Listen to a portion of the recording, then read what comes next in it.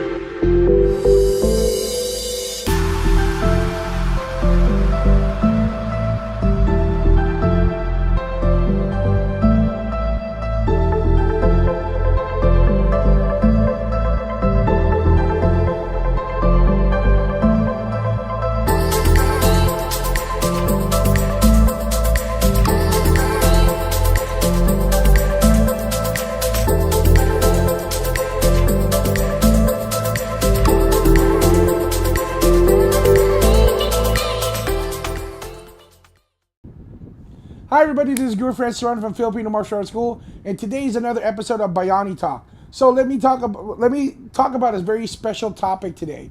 Today I want to talk about making my school a family instead of a bunch of clients. Look, I only trained one martial arts, and I only trained with one group, one system within Filipino martial arts, which is Visayan Legacy Eskrima. And the way that I was taught was that I was always treated like family, not just as a client or somebody who just pays. So I don't know any other way to teach. But at the same time, I'm Filipino, and this is Filipino martial arts. So I truly believe that the best way to teach Filipino martial arts is to show our students the Filipino martial arts culture. Now, let's face it, Filipinos, how many aunts and uncles do you have? And then when you ask them, hey, how are you related to them? Like, I don't know. My mom just came home and all of a sudden she's my aunt. This lady that she met at the supermarket is now my aunt. Oh, this is your tita baby. Oh, this is your tito boy. Oh, this is your cousin. Oh, this is your kid. No, it's not. That's not my kid. I never met this kid before. But you know that Filipinos, that's a very common thing, that we have more relatives that we actually know of and that we're not even sure how we're related. Now, in my family, my grandparents decided to have 12 children. Yeah, well, they didn't have internet back then, or they didn't have TV, and plus, it's in the boondocks of the Philippines. Tumaini Isabela. And then, because of that, I think the last count, they have 12 kids. I think the last count I did was they have 50 grandkids and about 20 great grandkids, and they have 9 great grandkids. So my family is huge. I always tell people that we don't have a family tree, we have a family forest. And when God told my grandparents to multiply, they exponent. We have a huge family. But, you know, they're my family. I love them. But the most important, so then that's how I teach within my school as well. It's important for me to make them feel like they're my family members. I have students that calls me in the middle of the night, just because they want me to pray for them or talk about whatever's going on with their lives.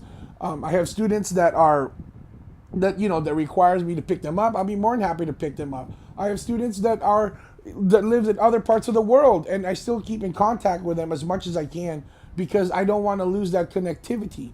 And part of the things that we also do is that we like to break bread together. Now, that's a very Filipino thing. I'm not saying it's exclusively Filipino. What I'm just saying, it's a very Filipino thing, that there's something intrinsic about sharing a meal with somebody. So every Wednesday night and every Friday night after class, we like to go break bread together. One, because I'm usually really hungry after 3 hours of teaching. and number two, so are my students. So we usually get something to eat. But there's something intrinsic about that where we just want to hang out together. Now, one of the best times that we had recently is we had a Kamayan feast hosted by my students Brent and Anna, and it was in celebration of our champions that came back from GSBA World Championship. But as I was sitting there, I looked around and I said, "Wow, they all just want to hang out together." And I would say a majority, I would say 90% of my students was there. Now, there were some who couldn't make it because of work or other commitments. That's fine, but it was still a blast. Now, if you don't know what a Kamayan is a traditional Filipino feast. And Kamayan, meaning kamay, we eat only with our hands. There's no utensils, there's no forks, there's no spoons or chopsticks or whatever. We eat with our hands. And it's usually on a bed of banana leaves and rice in the middle and vegetables and fruit. It was amazing, amazing meal. And we had a blast. But the most important thing about that was we just love being together. And it was definitely a family feeling.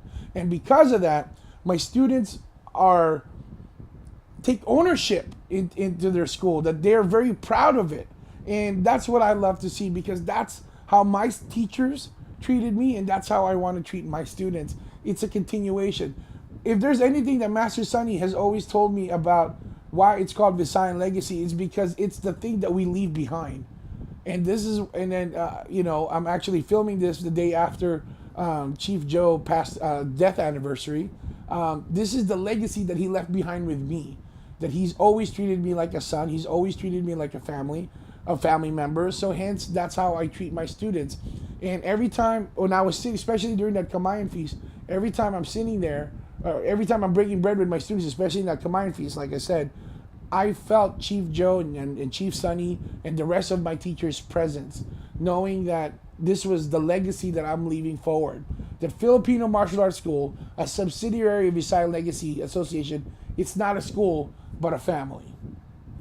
I'm very proud of my family. And to my students, I love you all. To my teachers, maraming salamat po for treating me like a family member. So, let me ask you guys this. How do you treat your students like family? Please comment down below.